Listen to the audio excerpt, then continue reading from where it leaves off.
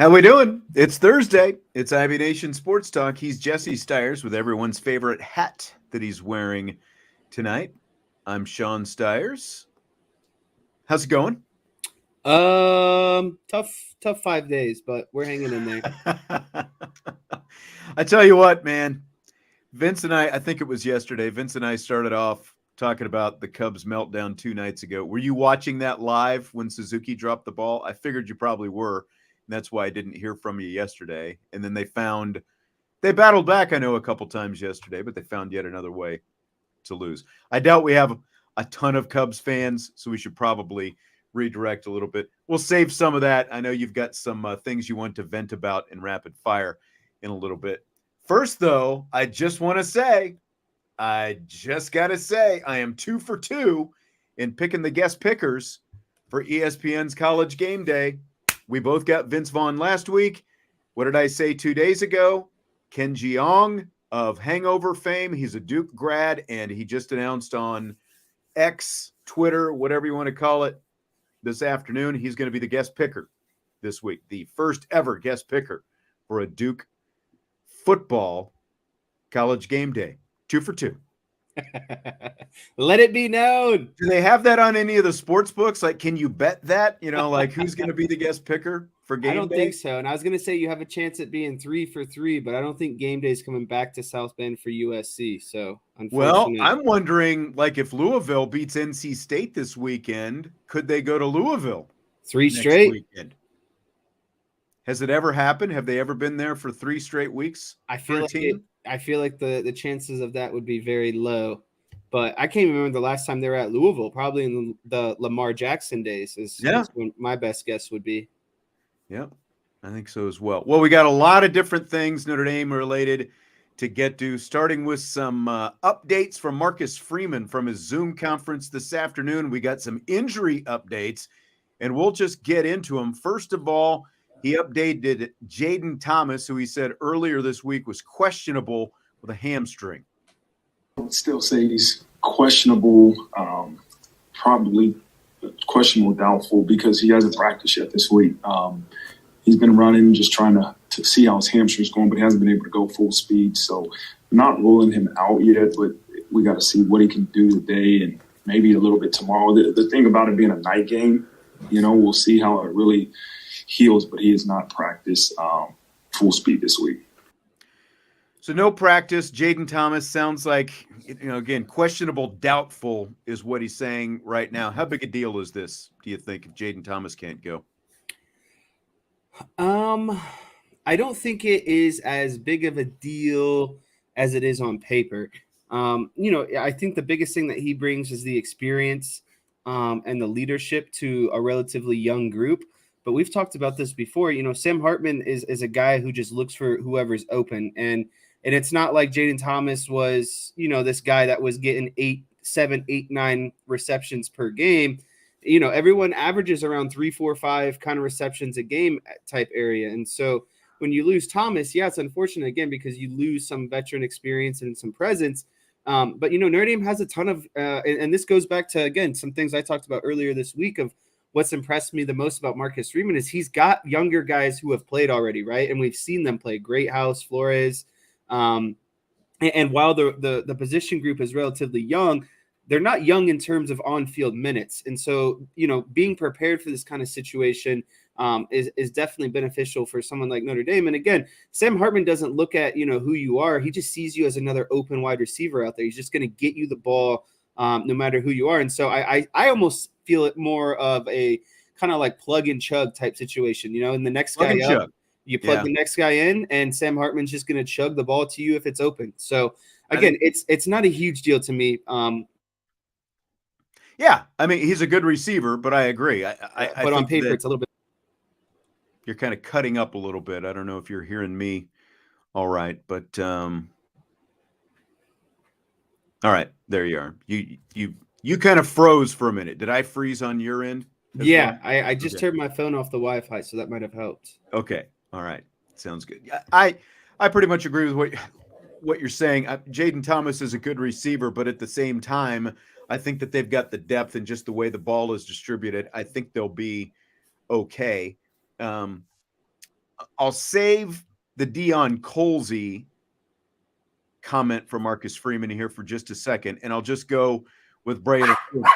Colzie is going to be out for sure. And again, I'll give you more of the details on that in a minute. But the guy everyone's been asking about is Braylon James, the third, really one of four freshman receivers, but KK Smith has already been out, and we haven't seen him due to injury this year. But of course, Jayden Greathouse and Rico Flores Jr. have both made their presence known as true freshmen this year, and the guy that people have been asking about is Braylon James. Been practicing with the offense and is continuously doing a really good job of getting better and better. So we'll see, if his role increases, but I think we still have a plan to use those guys that we've been playing a lot, and we'll see if that determines if Braylon's going to play at all or not. So when I hear that, Jesse, I'm not looking at much of a presence, I don't think, from Braylon James. What do you think? Is that what you read into that? Yeah, that's what I read into that. And again, it goes back to, Flores, Greathouse. There's just other guys, younger guys that have kind of, beat out Braylon James at this point in the season. And I think if Braylon James was going to get his opportunity, he needed to be more prepared for his opportunity kind of leading up to this point. I don't think they're just going to throw a freshman into his kind of, his first start essentially in a situation like this. And so I don't obviously you don't expect injuries to happen. But they have a young core of players already kind of prepared. And again, you don't just throw Braylon James into that kind of situation, because that's not setting up Braylon James to be in the best possible scenario, right? Like, say he has a horrible game, you don't want that on his kind of psyche going forward of, my first game, I kind of let the team down, didn't have a great game. And then that's kind of subconsciously in the back of his mind kind of going forward. So I definitely don't see Braylon James playing. But what I will say is if he did, it would be like the perfect replacement for Jayden Thomas. Like, they're basically the same frame, the same build, all of it. One guy's 6'2", the other guy's 6'1", and they both weigh like 205 pounds. So it's like it's a comparable, switch if they had to. I just don't see it happening. Crystal says, hot take, Greathouse is better than Thomas in the pass game right now. I mean, Thomas has kind of disappeared the last couple of games. He was like Mr. Steady there for a while. 3 of the first 4 games, he had 4 catches in each of the games, or I guess it was 3 catches in 4. It was 4 catches in each of the games. He had just 1 catch for 7 yards against Ohio State the other night. Didn't have anything against North Carolina State a couple of weeks ago. At the very least, Greathouse has been pretty consistent, and really Thomas had been Mr. Consistent again through that first 3 of those first 4 games. But it's just, I don't know that it's addition by subtraction. I mean, people are being kind of hard on Jayden Thomas, I think. He's still a pretty good factor in the pass game. It's just a matter of where the balls are going to go. And I agree about Chris Tyree. This is another opportunity to potentially see more Chris Tyree, and like swinging it back to the Braylon James stuff. I just think that there are enough other good options without, when you talk about Chris Tyree and Rico Flores and Jayden Greathouse, and obviously Tobias Merriweather being in there as well, it potentially gives, guys like Tyree and Merriweather more opportunities to see balls come their way. And of course, then you've got the tight ends. You've got 2 legit threats at tight end now as well, and both Holden Stays and Mitchell Evans. So I think they'll be okay. I think they'll be okay without trying to push Braylon James up unnecessarily. And I think that they can, to foreshadow here a little bit of some stuff I'm going to get into down the road on this show, is I think that they can get into offensive formations that it's just naturally you don't need someone like Jayden Thomas on the field, right? Like, you can replace him with maybe a tight end or a second running back and get into some different formations or looks that way, right? Like, it doesn't need to be, instead of forcing someone into, formations that Jayden Thomas was in, why not replace him with a different player and get into different formations that way, I guess is what I'm getting at, right? Like, you can get into different plays by getting, an extra tight end or an extra running back on the field and running plays kind of that way. Or where you can, with Tyree and Greathouse, you can put either one of them inside or outside. Right. There's a lot of flexibility with what you can do with those guys. So, all right. So I mentioned Deion Colzie. Freeman said earlier this week that he was going to have a knee scope, and I asked him if that scope had taken place yet and if that changed anything for Colzie. No, he's getting his knee scoped today, and then we'll have a meeting with the doctors to see, we have an idea of, what is wrong with his knee. It's just that we got to get him to feel better, and part of that is to, scope and clean it out. And so, I think it's going on now. Maybe I think it's happening as we speak, and so we want him to get rest and start his rehab process, and then we'll reassess where he's at mentally and physically when the time comes.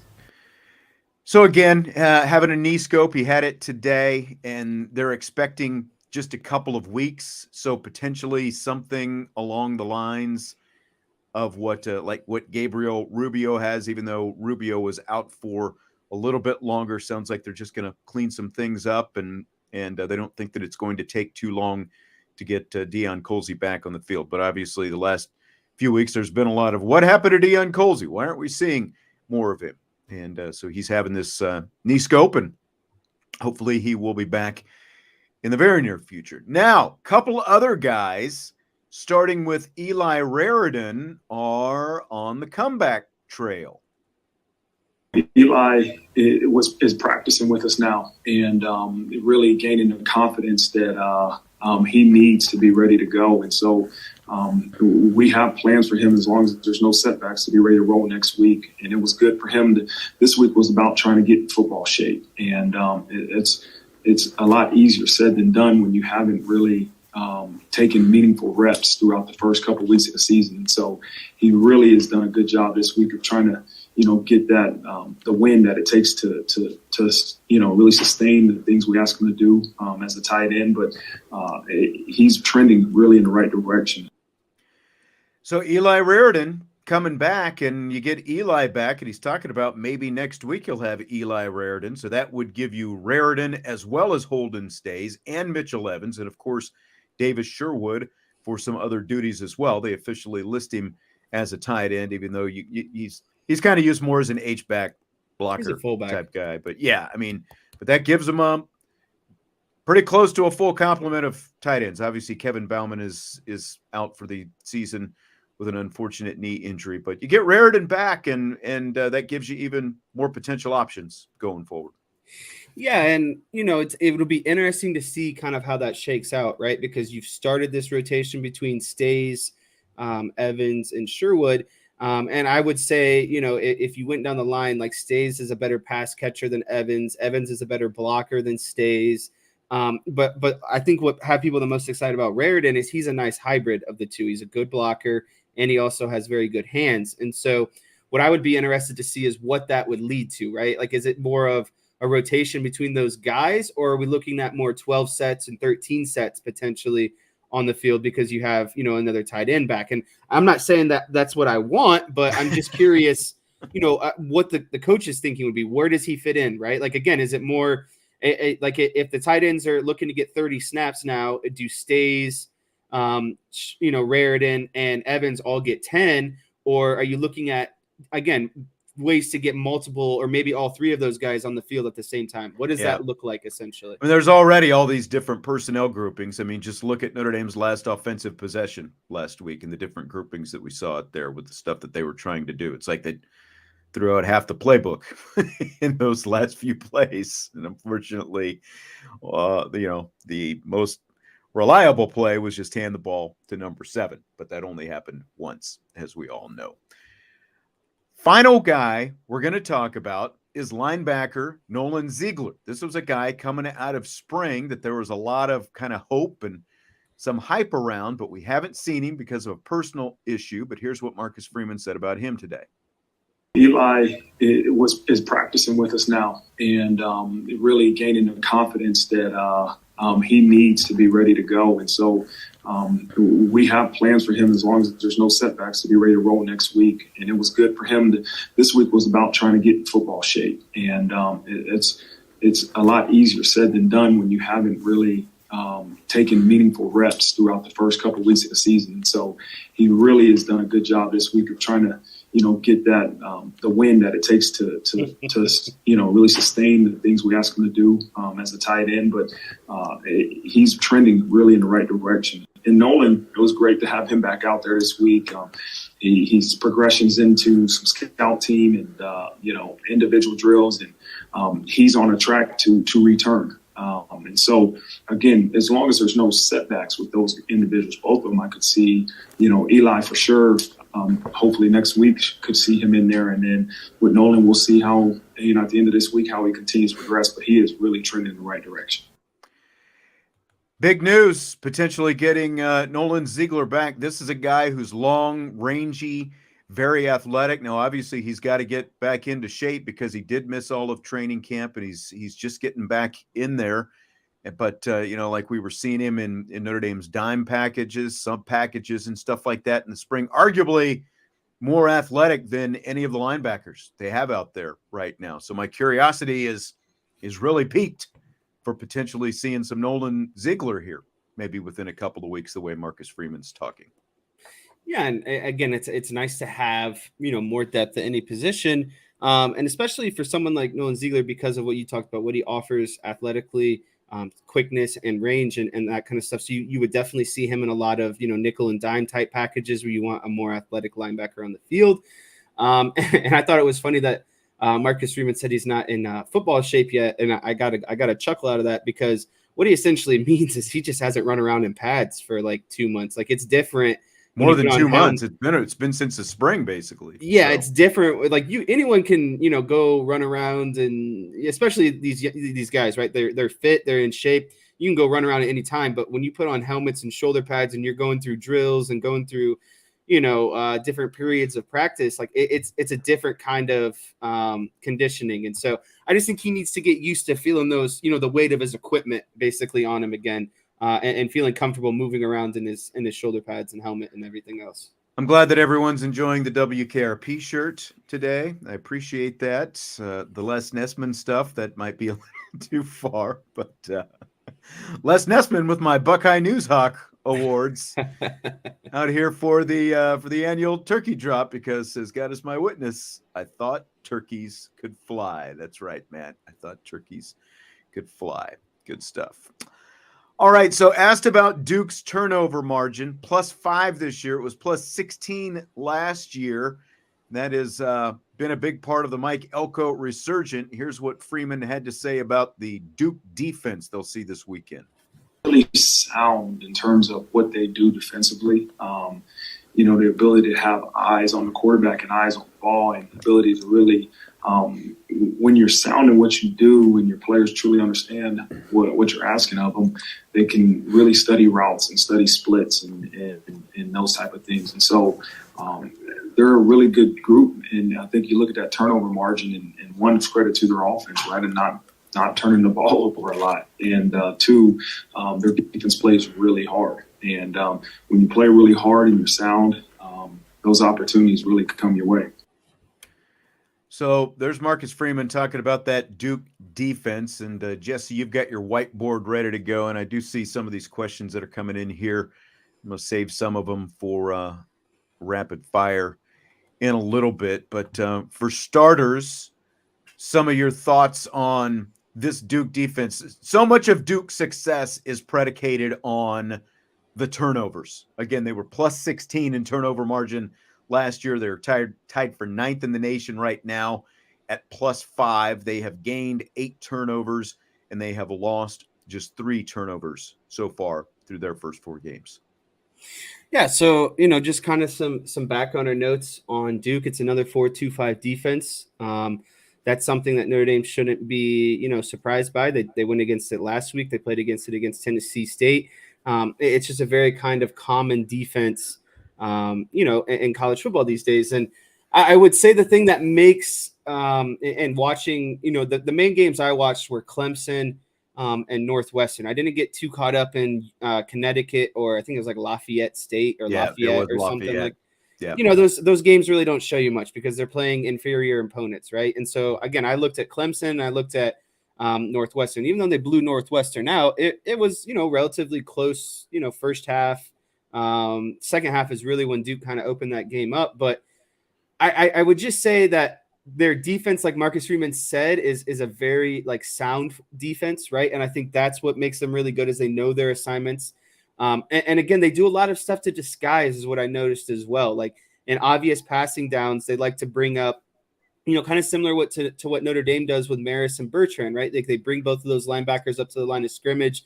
But more often than not, they're going to drop two of those guys off. You just don't know who those two guys are and where they're going to be dropping to, right? Like maybe the linebackers are dropping, maybe the defensive ends are dropping. I saw some defensive tackles drop at some point. And so, again, I think what makes Duke really something that we've said that we kind of wish maybe Notre Dame would do more of from time to time.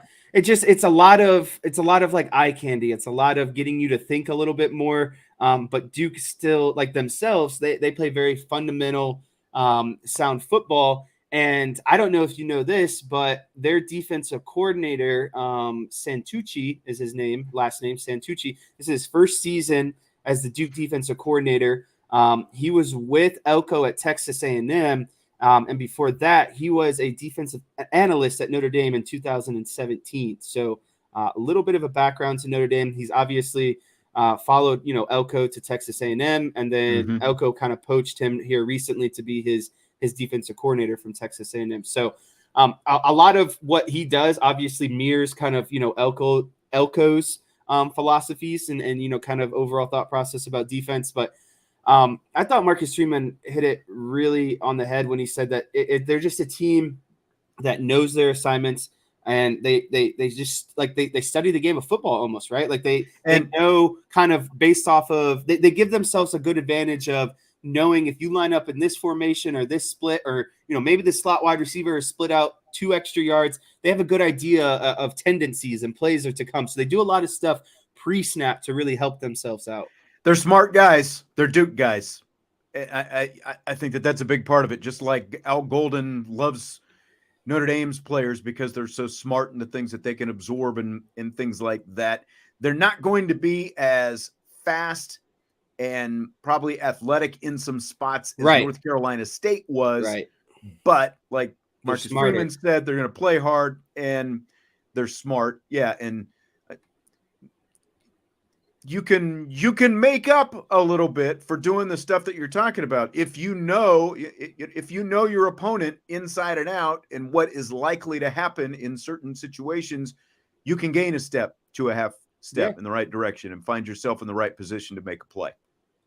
And do you have anything to whiteboard on Duke's defense? Did you bring some whiteboard or what? Yeah, I did bring some whiteboard. Let's go into Notre Dame offense and Duke defense. Let's just kind of get after it here a little bit.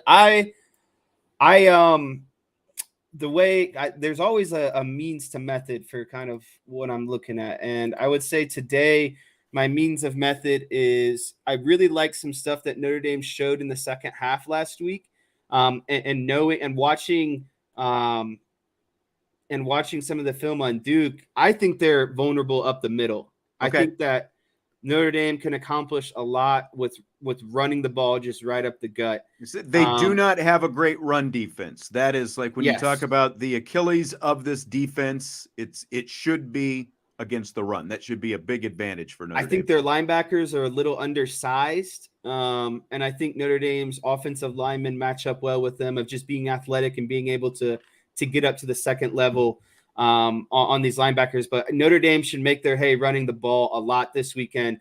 I really don't trust the 4-2 defense in their inside 6. And again, what do we talk about with the 4-2-5 defense is you have to displace some linebackers and get some good numbers in the box. And so this play right here, this was a play that Notre Dame got into the second half against Ohio State that had a lot of success. And I think if it can work against Ohio State, you can do things to make it work against Duke. And then I'd like to kind of get into like how you can disguise this a little bit, right? And other things that you can run off of it. So give me some time here, and I think we're going to have some fun. So this is 21 personnel, 2 running backs, 1 tight end. This ball is on the right hash. Quarterback in shotgun, running back on both sides of him. And then the tight end is to the field side. And then you have 1 wide receiver to the boundary, and then 1 wide receiver to the field side as well. In this instance, this was Devin Ford and Jeremiah Love. And again, the reason why I like this play is just how effective it was in the second half of using 2 backs. And the reason why the 2 backs worked, in my opinion, is because you have one is kind of like a lead blocker through the hole, right? And so even though you're going 2 backs, it's kind of like you're using one of the backs as like a decoy or kind of like a fullback, right? Kind of leading up through the hole. And so you can kind of already see this is how Ohio State lined up. I don't know how Duke necessarily would line up, but I'm sure that they've been studying, this look kind of throughout the week. But again, the reason why I like this is because right now you have 7 guys for 6 guys in the box, right? And so you have an extra hat. And so the tight end is kicking out on the defensive end. The right tackle is kicking out on the defensive end. The left tackle is immediately working up to the field side linebacker. And then the left guard and center are kind of combo blocking or double teaming this defensive tackle. And then the right guard is reaching up to the other defensive tackle. And then in this case, Devin Ford is leading right through the hole and sealing off this linebacker. And then Jeremiah Love just has, a nice, easy lane until he gets almost to the 3rd level where these safeties are. It should be wide open, right? And so Notre Dame had a ton of success running this last week against Ohio State late, 3rd and 4th quarters. And I think it opened up some of the rest of their offense for them. But this is, again, a big look that I would like them to show again is this 21 personnel because, again, you have 7 players for 6 guys in the box, right? And so if teams want to play this 4-2 look with 2 linebackers and only bring 2 linebackers into the box, well, Notre Dame should take advantage of that fully. And so, this is a nice run look that I think, again, the reason why I like this is because it's a power look right through the middle, but you're kind of, you're giving it a little bit of window dressing by coming out in 2 backs, right? Like you wouldn't expect a power look out of a 2-back set, in my opinion. And so, power look, but you're running a speed guy right through that hole with a lead blocker up there. And like Stymie says, maybe a good week, a prop bet on Jeremiah Love to score a touchdown. Yeah, I expect if they ran for 175 last week, I think they could get 250 this week against Duke. I really do think that as a team. What else you got?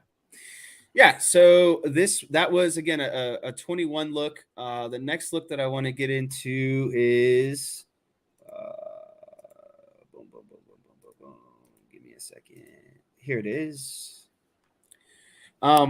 This is on surface just a 10 personnel, right? 10 personnel. Excuse me. Ball center of the field. You have 1 wide receiver split out to the right, also with the running back out to the right. And then you have a trips kind of bunch formation to the other side of the field. And why I like this formation so much is because this gets into so much of what Notre Dame likes to do. And I'm just going to refer to this as a point, like a bunch point or a bunch triangle. I don't know how else to really explain it, but you have like a point man, right? Like you have the 2 guys, and then you have 1 guy in the middle of them, kind of 3-4 yards off. The reason why I think this is something that can be advantageous to Notre Dame is because I would love this person to either be Mitchell Evans, Holden Stays, or any of the other running backs. Because what you can do is immediate, and they did this a little bit actually against Ohio State, is you can bring this guy into motion, and if it's a tight end, he can just become an H-back on the end line of scrimmage. But then if it's a running back, he can just motion into the backfield, and now we're again into a 2-back look, right? Mm-hmm. And so I think this is another advantageous formation for Notre Dame because you can get into a lot of different things. Like you can bring this guy into motion across the whole line, across the whole formation. So now maybe, we're 2x2 on each side. Maybe this is Chris Tyree, and we give it to him on a jet sweep on one of these plays.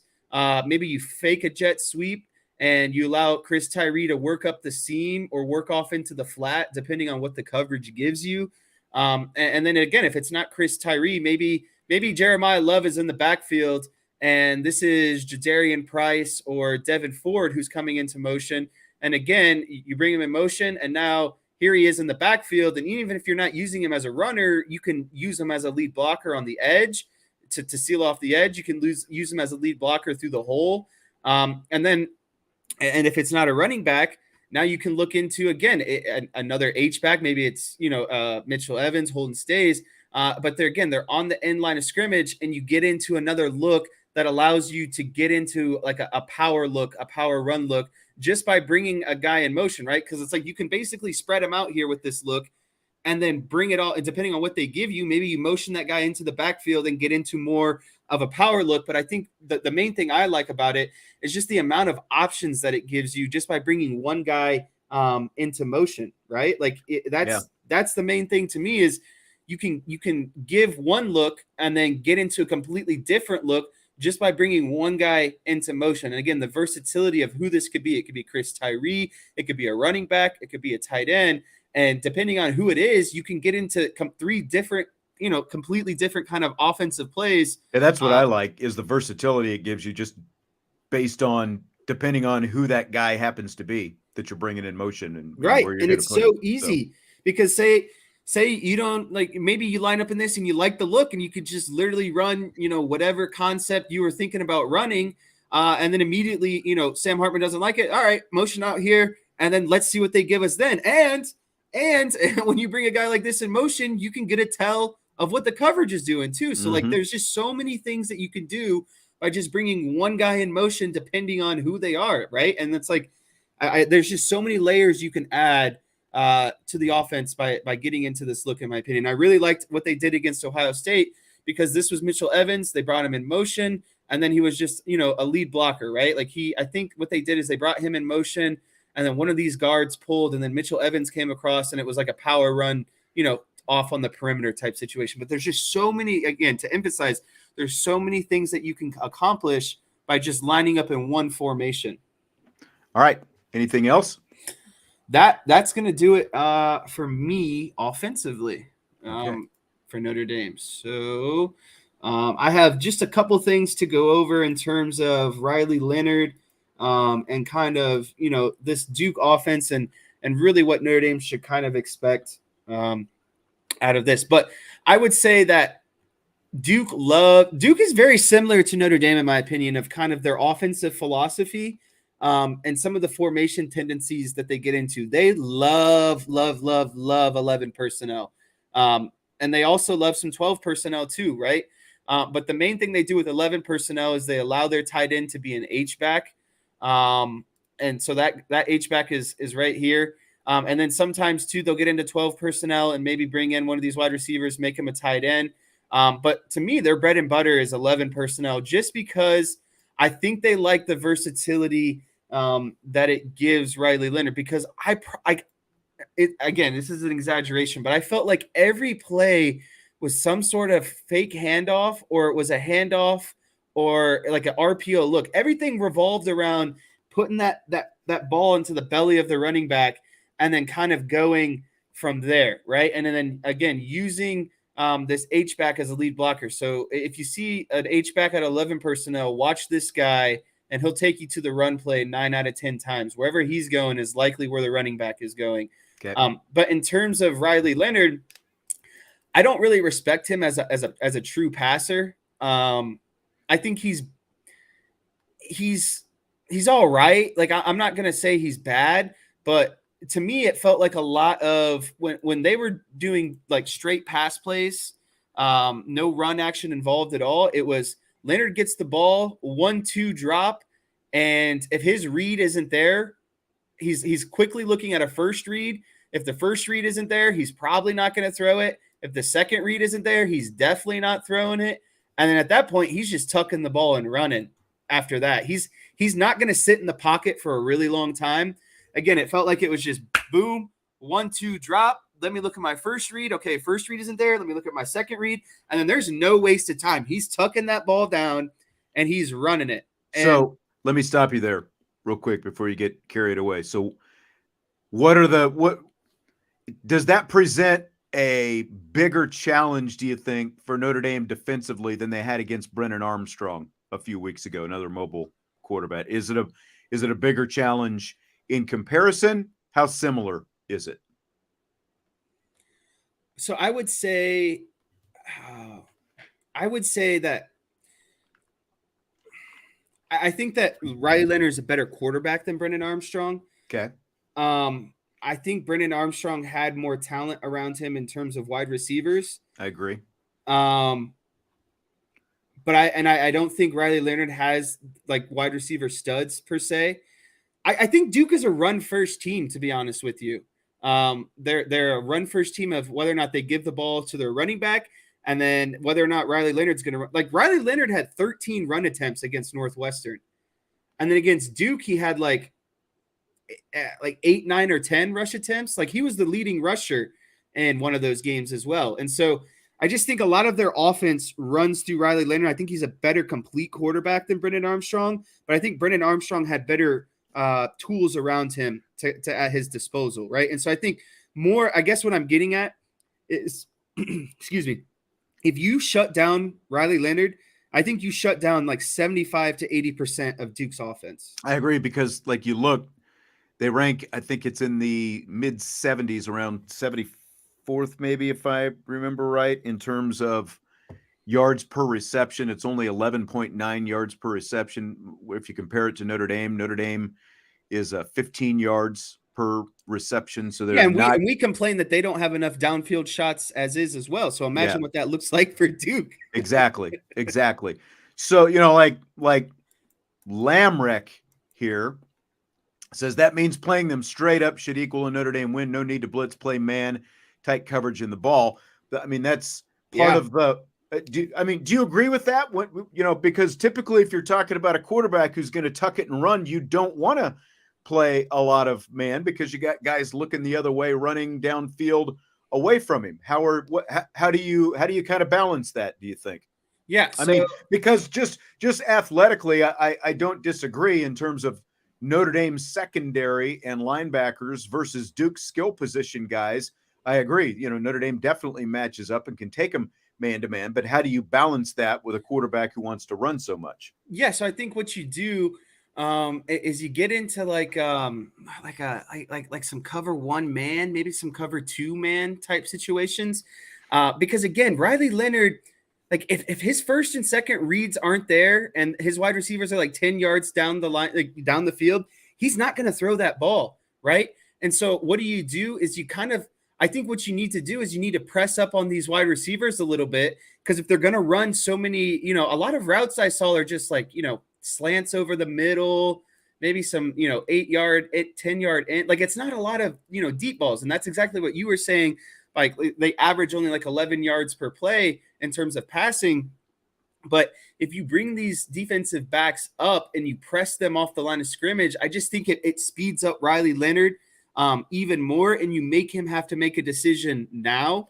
And then you just have basically these trio of linebackers who are kind of, not QB spies, but in the back of their mind, like if one guy's dropping to the flat, another guy's dropping to this flat, and this guy's kind of middle, hook to curl, and Leonard goes to his passing route, well, you just got to tell these guys to kind of, always keep a mindful eye of Riley Leonard as the play is starting to break down, because there's no reason that these three linebackers can't converge on Riley Leonard at any given point on Saturday. This with what I was just thinking, kind of this same thing. You got to tackle. And that was going to be my biggest because if you're not tackling and your secondary is playing man, that's going to lead to big runs. Right. For Leonard. And so, Notre Dame got hit hard last week in the broadcast about talking about all their missed tackles, their arm tackles, etc. And Riley Leonard's a big boy. Like that guy not a big boy, but he runs with like a running back. Like he's not shying away from contact, right? Like if he's in the open field, he's going to lower his shoulder and get 3 to 4 more yards rather than kind of slide down. That's what I mean by Riley Leonard's a big boy. Like he likes to run, and he's not afraid to put his foot in the ground and put his shoulder down and get those extra yards. And so you have to be very sound in tackling. And so what that means to me is Notre Dame just puts themselves in too many situations where one guy is trying to make a tackle, what I would like to see more of, and I'm just going to move some guys around here a little bit. It's not going to look right. But this is just kind of imagining like the play has broken down a little bit, right? What I'd like to see more of Notre Dame do is if these are two linebackers here trying to make a play on the quarterback, say pocket's broken down and he's running here a little bit this way, why don't these guys work more in tandem together of leveraging them inside to one another? And so now instead of taking on this quarterback 1v1, you're leveraging him or funneling it to each other essentially, right? Mm-hmm. Like you're working that upfield shoulder, and now we're making a gang tackle on a really good athletic, mobile quarterback, rather than one guy flying in trying to make a running tackle. Just slow down a little bit, set your feet, and then funnel this play right back to each other and give him nowhere to run. I think that's the biggest issue is these linebackers try to make these, heroic tackles almost. It just slow down and funnel the ball to each other, right? Like it's okay to give up maybe 2-3 yards in terms of running the ball, but you can't give up the big 10-15 yard chunk play when you miss a tackle. All right. Anything else you want to get to? We're on a little bit of a time crunch, so we need to kind of keep moving here. Was there anything else specifically that you wanted to hit? I think that wraps it up for me. Okay. We're Not Marshall says, I just want Maris to do something. The guy is physical specimen. He's been used in so many bad spots at Notre Dame. He'll be a better pro. Sad. I mean, I realize he didn't have a great game against Ohio State last week, but he is still among the top tacklers, even though he is not.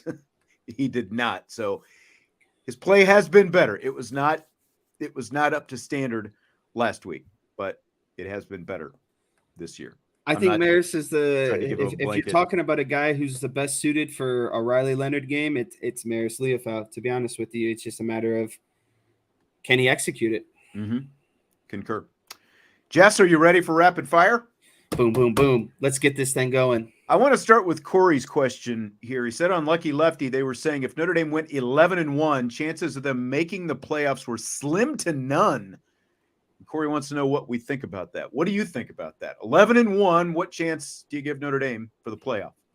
Man, that's such.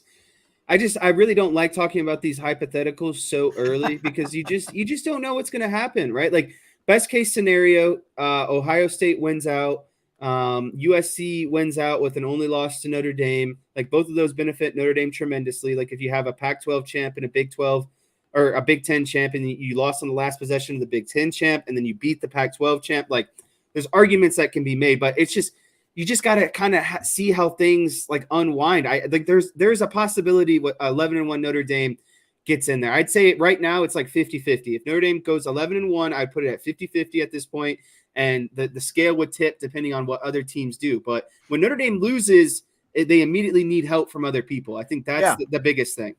And I mean, it's still it sucks that it's a quality loss, but it's still a quality loss to a good Ohio State team. Now, I think slim to none is a little bit far because remember when they I think that's an exaggeration. If that's when they lost to Cincinnati a couple of years ago, they ended up being number 5. They just missed the playoffs, and Cincinnati made it in. So like that came right down to the wire in terms of them getting in. They needed help going into the conference championship weekend. They got help, but they ultimately just missed out. So slim to none, I would actually put it like 50-50 at worst and maybe even 60-40 because like you were just talking about the Pac-12, who's ranked ahead of them right now? Washington, USC, Oregon, Utah. Those teams are all going to be playing each other. Right. They're going to take care of each other. A month. Right. And plus Notre Dame plays USC. So if Notre Dame is 11-1, they will have beaten USC. So they'll be ahead of USC. Now, Florida State could be a problem because of the fact that they've played the toughest of their schedule, really. They still have to play Duke here coming up, so that'll be a hurdle and potentially in a conference championship game. The bottom line is we're still only a month into the season, and there's too many games to be played. There's going to be other teams with one loss as well. Not all of these teams are going to win out. And that's the real advantage. Got a solid shot at making it.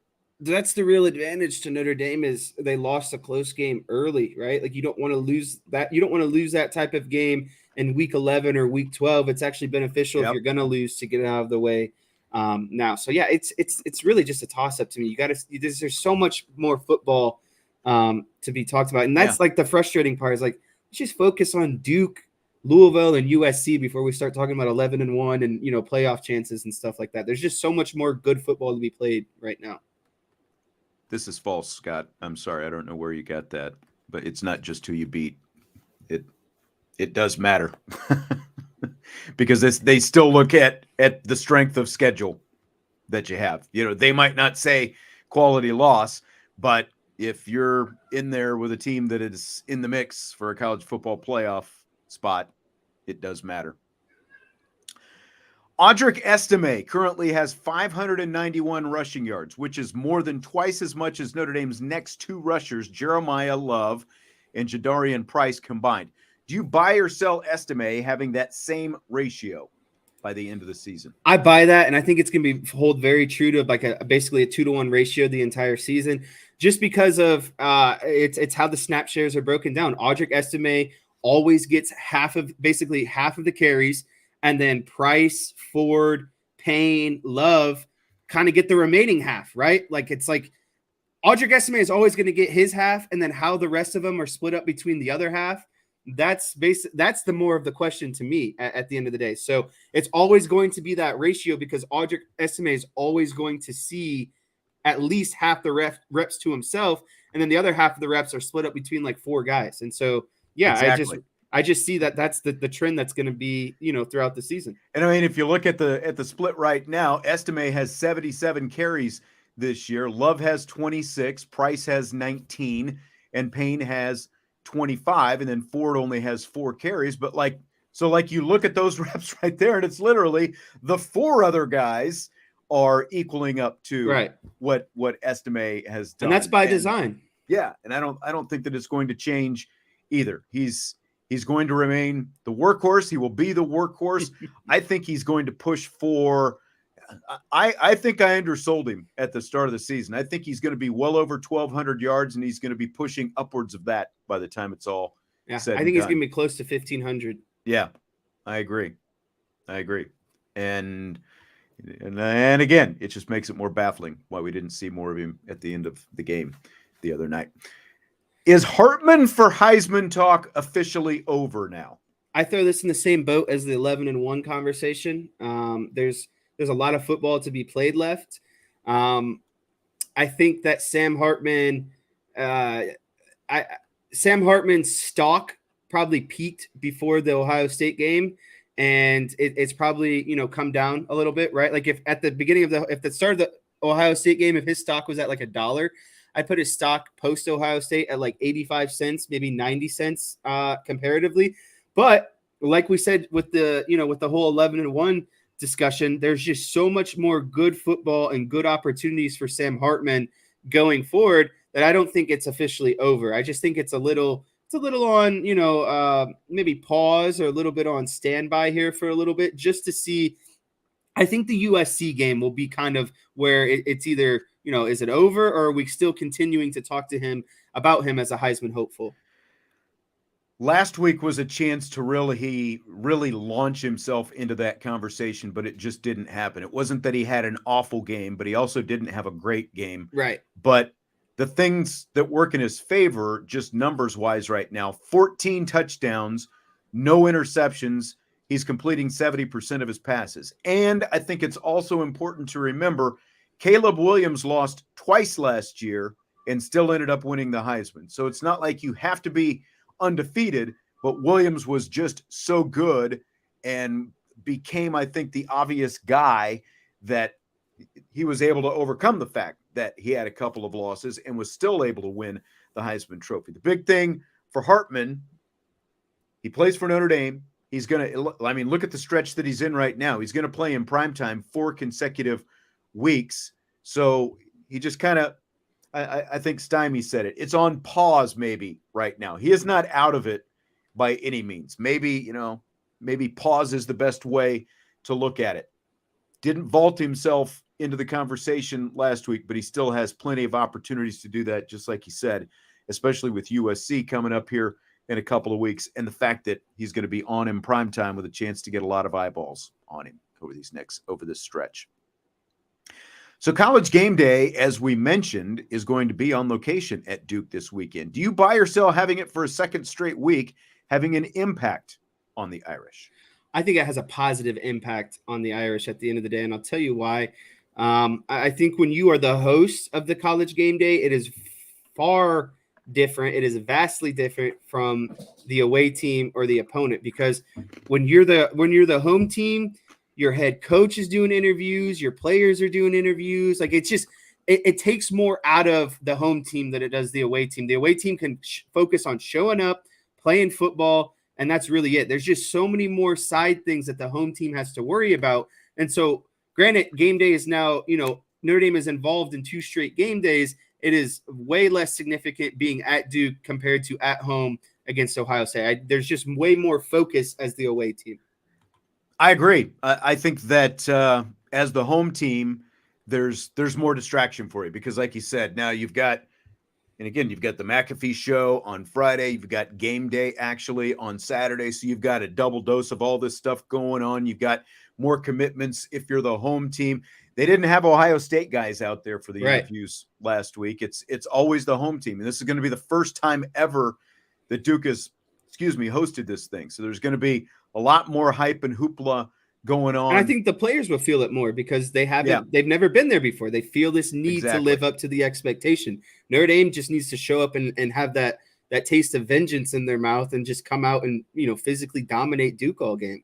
We mentioned earlier in the show that Ken Jeong from The Hangover and Community and those kind of shows he's going to be the guest picker for game day. He announced it on social media today, and Salty said, "Are there any other quote unquote famous Duke graduates?" How hard was it? I mean, I think he's definitely the biggest true celebrity. Like Rob Lowe. I know at least one of Rob Lowe's kids has gone to Duke. I don't think Rob Lowe didn't actually go to Duke, but I know at least one of his kids. So he has a connection, just like Vince Vaughn never actually went to Notre Dame, but they had Vince Vaughn doing the picks. And obviously there are a ton of famous basketball people who went to Duke, but in terms of true celebrities, I think Ken Jeong is definitely probably the most famous guy that they have that they could throw in there. So we talked yesterday about the Michigan State chatter about Marcus Freeman. There's also been a lot of talk about Sparty's potential interest in Duke head coach Mike Elko. If you're Elko, you're at Duke, you've had the success at Duke, how desirable is Michigan State? I think Michigan State is actually a really desirable destination. And I don't know, like, when you think about it, there in terms of like the state of Michigan, there's Michigan and Michigan State, right? And like Michigan State, well, obviously hasn't, they're not the same as Michigan in terms of tradition and, all of the accolades and accomplishments in terms of football, but it's still a desirable campus to go to. It's still a Power 5. You're still in the Big Ten. It's still, you can recruit, still very well at the same time. So I think with everything that's going on around Michigan State recently, I think that's more of a turnoff than anything. Is like, I think you would want to look at more so as an administration level. Like, is the program being run how it's supposed to? Do you believe in the people who are running, the higher ups in terms of the campus? I think that is more so of a question because I think football itself and Michigan State, I think it is a desirable outcome because again, you're still in the Big Ten. You're still able to recruit with, everyone else. There's a lot of advantages there. And so I do think it is. And I would say that it would be a step up from Duke as well at the end of the day. I do too. I think you're going to turn it into a big pay raise. Look, you're in the ACC and you're at Duke. You're at a basketball school trying to win football games. And it's a lot different when you're trying to do that. There's a reason Duke has only periodically been good. And kudos to Mike Elko for what he has done. But the Duke job from a football standpoint is just the kind of job where you're trying to flip yourself and put yourself into a position where you can end up the head coach at a bigger, higher profile football school in the Power 5. And I think Michigan State is a step up. I think, like you said, the only thing that maybe gives you any pause is just the fact that there has been so much dysfunction that's gone on at Michigan State over the last few years. Now, this current thing with Mel Tucker, I don't think that you can pin on the administration, but you obviously can pin on Tucker, and they moved him out and got him out of there as quickly as possible. But I do think it would be a step up for Michigan Mike State Elko. was Big step up. was on the same playing field as Penn State there for a while, and then I mean, they fell off. They were beating Michigan, right? Right. They were beating Michigan early in Jim Harbaugh's tenure. They went to a playoff once. So I just think there's a lot of untapped talent there. Yeah. Tommy Guns wants to know if we think Coach Golden has performed well enough to get a call in an interview from Michigan State. Always a good look to get coordinators promoted. I don't know why I sense a little snark in there. But, I mean, he has been a Power 5 head coach before, and you look statistically at what his defense has done. Some good things there. Yeah, I think he would get an interview if he was interested, but I don't think he's interested in being a college head coach anymore. I think those days are past him. That's just my opinion. Yeah, I guess we'll find out. Andre put this comment in earlier, says he wants the offense to regain their swagger if the defense can continue to play hard, aggressive, and limit any mistakes as they might have. We are not Marshall. Why do you think Notre Dame's – what's your take on why they're struggling on third down getting off the field? I don't think Al Golden is committed to an identity of who he wants to be on third down. I think he gets too caught up of – he even said it in his press conference. He gets caught up of, do I blitz? Do I not blitz? He just overthinks it a little bit too much. I think they just need to figure out their identity of what works best for them on third down and get out of this experimental stage. And I just think that they tried to get too fancy on third down. There's no harm of sitting back a little bit and making a team beat you, making a quarterback go through multiple reads and get the ball out. But when you bring pressure now, it's man on man, and the quarterback doesn't have to think. He just sees and kind of, gets rid of the ball, right? And so to me, it boils down to they don't have an identity of who they are on third down. They don't know what works for them on third down. Yeah, and this one from Kenny, why they're struggling so much to get pressure on the quarterback is just – it's baffling to me. It's really baffling. Is it as simple as they're getting the ball out too quick? I don't think so, but hasn't been there. Do you buy or sell that Florida State should be ranked number 1 in the nation right now? I heard some national guys talking about this. What do you think about this? It's always crazy seeing everyone's kind of polls come out, right? Like I've seen Ohio State as number 1. I've seen Georgia as number 1. I've seen Florida State as number 1. If we're talking, strength of schedule and who's accomplished the most and put on, the best resume so far, then yeah, I would have Florida State at number 1. Obviously, you beat LSU. I mean, Southern Miss isn't anything special. Boston College isn't anything special, and they barely squeaked out that Boston College win. But then, I know Clemson's not great or not as good as they've been in the past, but it's still a hard place to win at on the road. It's a very solid team. There's still lots of talent at Clemson. And so, to me, if you combine Clemson and LSU, I do think that they at least deserve to be in that conversation of number 1. I think they should at least be number 2. When you've got a 2-time defending national champion like Georgia, I realize you're supposed to base everything on what's going on in the current season, but it's been, like almost 2 calendar years since they actually lost a game, and they're still unbeaten right now. They have at least beaten one SEC team so far. I don't get the Michigan love. Why is Michigan? Why are some people so hot on Michigan? Like Michigan got a first place vote this week, and they're beating all these weak teams by 24 that's what I was or more say. points. All they've done is beaten weak teams so far. They've beaten absolutely nobody, but there's no doubt apparently in voters' minds about them as the number 2 team in the nation. Florida State has played a much tougher schedule so far when you factor in LSU and Clemson. So I think that at the very least, Florida State should be number 2. Maybe not number 1, but I think that they are worthy of being ahead of Ohio State and Texas and Michigan. I think that they should be number 2 behind Georgia. Right. Yeah, I mean, my top 4 in no particular order would be Georgia, Washington, and like Ohio State, probably. Mm-hmm. Fill in the blank. It's blank that the XFL and USFL are going to merge.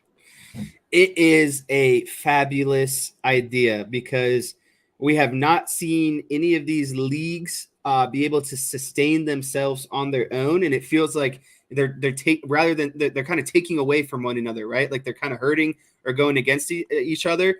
And if both of these leagues markets are struggling, why not just combine the two to come together and kind of join forces essentially at the end of the day and put out an even better product and an even more profitable product at the end of the day. I just think it's a great idea, and maybe people are trying to start to think with their heads a little bit, because it's like, again, why these are such niche leagues? Why would you try to create two of them rather than just one big one together? Exactly. If they're going to survive, I think that you need to combine all the forces that you can. You got The Rock in there with the XFL and doing his thing. I think it's going to be hard enough even for this merged product to survive. I think that the only way that it can survive, though, is by joining forces like this. And they officially announced it today. I mean, like, just look at the whole thing with Brandon Aubrey, the kicker for the Dallas Cowboys. One example, Kevontae Turpin, the Dallas Cowboys return man / wide receiver. They both came out of the USFL in the last 2 years, and both of them have jobs in the NFL. And there are other guys like that as well. I think the next step for this merged league now is, yes, Tommy Guns, this was the next thing out of my mouth, is to be a developmental league. They need to work in concert with the NFL to be a developmental league for the NFL. If they can get some NFL resources behind them, I think that this can be great for everybody. Give guys who maybe weren't drafted out of college or who were drafted, didn't make an NFL roster, give them opportunities to continue to play and become feeders.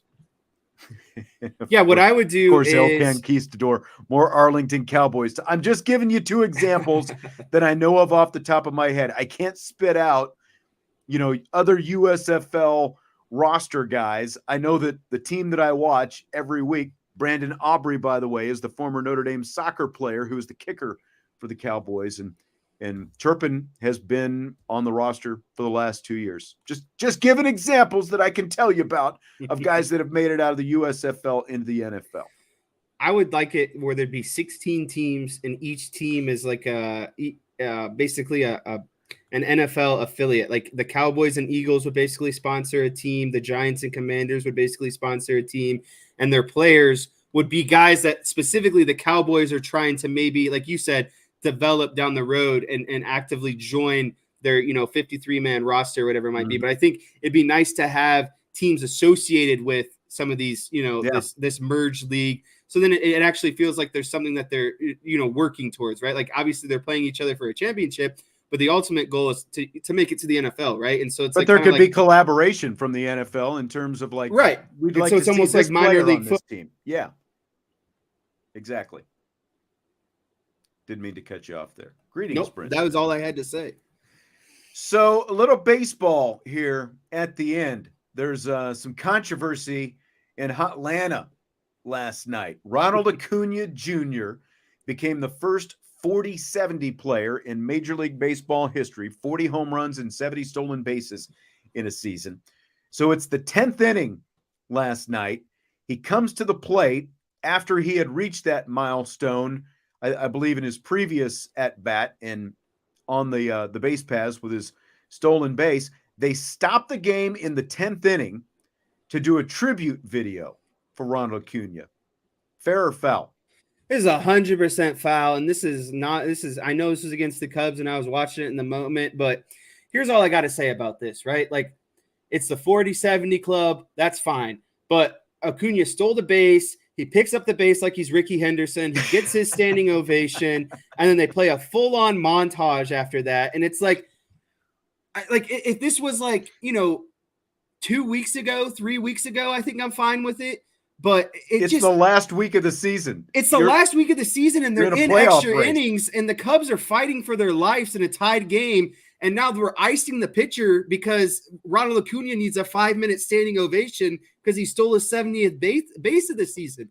I don't care that you do it, but let's not do it in the middle of the game in one of the more critical games going on right now. The Cubs are in a playoff race. They are deadlocked in a heat. We're in extra innings, and you're just stopping the game so that we can all appreciate Ronald Acuna for a 47. It's not like he set the single season steal record. It's not like he set the single season home run record. He didn't do anything. It was just a club that's never been reached before in terms of combination of home runs and stolen bases. Wait till the inning is over. Wait till the game is over. It's not appropriate for the middle of the game when a team is fighting for its playoff hopes, literally in extra innings.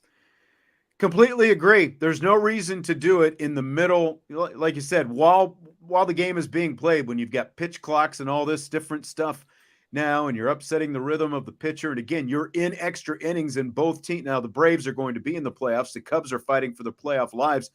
They either should have done it between innings if they had to do it last night, or they should have just saved it for before the game tonight and done a little ceremony. And they probably will. They'll probably do another ceremony for him tonight after they stopped down the game last night. I think it's ridiculous to do that. I'm not being a hater. It's just there's a lot at stake, and you can't just start icing out a pitcher for 5 minutes when he's already on the mound and warmed up. Like does Daniel Palencia get 5 warm-up pitches because he had to sit here and wait for 5 minutes? Like I don't understand. Like the Braves didn't take into consideration. Just make an announcement. They literally showed a whole highlight tribute video to the guy. It's ridiculous to do that in the middle of a game.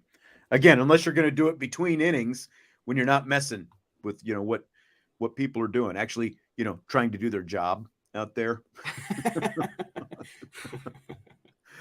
All right. Well, that's going to do it for tonight. Again, the injury news from the start of the show: Jayden Thomas, hamstring, questionable / doubtful. Deion Colzie will definitely be out this week and for the next couple of weeks with the knee. Eli Raridan working his way back into form. We could see Eli Raridan as soon as next week when Notre Dame plays down at Louisville. So that's kind of exciting as well. Well, that's going to do it. Hit the like button on your way out. Subscribe, rate, and review. And I guess we will talk to you on IB Countdown to Kickoff coming up this weekend. Otherwise, next week on IB Nation Sports Talk.